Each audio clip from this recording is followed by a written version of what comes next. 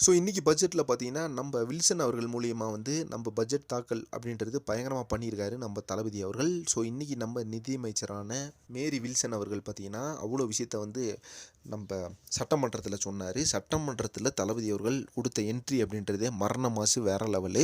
எல்லாருமே பார்த்தீங்கன்னா, எந்திரிச்சு கை கும்பிடுற அளவுக்கு பார்த்தீங்கன்னா இருந்துச்சு. மெயினா விஸ்வாசம் படத்தில ஸ்டார்ட்டிங் சீன் பார்த்திருப்பீங்க. தாறுமாறா இருக்கும்.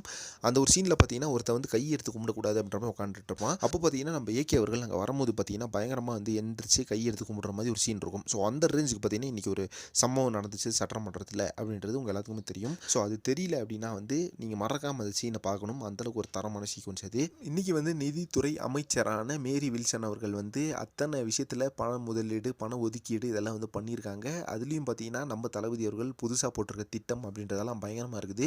தளபதி அவர்கள் இன்னும் ஆட்டத்த ஆரம்பிக்கவே இல்ல அப்படின்னு தான் சொல்லணும். அந்த அளவுக்கு பார்த்தீங்கன்னா, இப்போ கிட்டத்தட்ட ஒரு 100 நாள் ஆயிருக்குன்னு வச்சுக்கோங்களேன். நம்ம தளபதி அவர்கள் இப்போ முதலமைச்சராகி இந்த 100 நாளுக்குள்ளேயே இவ்வளோ விஷயங்கள் பண்றாரு அப்படின்னா சாதாரண மேட்டரே கிடையாது. யாருமே பார்த்தீங்கன்னா, இத வந்து சாதாரணமா எடுத்துக்க முடியாது. அவ்வளோ சூப்பரான விஷயங்கள். கிட்டத்தட்ட பார்த்தீங்கன்னா, நம்ப முன்னாள் முதலமைச்சரான ஸ்டாலின் அவர்கள் பார்த்தீங்கன்னா, பண்ணத விட டபுள், ட்ரிபிள் மடங்கு பார்த்தீங்கன்னா, நம்ம தளபதி அவர்கள் இப்ப தமிழ்நாட்டுக்கு மிகப்பெரிய அளவு நல்லது பண்ணிட்டு இருக்காரு அப்படின்ற எந்த விதமான கருத்துமே கிடையாது. இன்னும் போக போக பாருங்க எந்த அளவுக்கு ஒரு வளர்ச்சியை ஃபேஸ் பண்ண போகுது நம்ம தமிழ்நாடு அப்படின்னு சொல்லிட்டு. இத வந்து யாருனாலயும் வந்து இந்த ரெக்கார்ட வந்து பிரேக் பண்ணவே முடியாது கைஸ். அந்த அளவுக்கு ஒரு சாதனைய வந்து பண்ணிட்டு இருக்காரு நம்ம தளபதி அவர்கள்.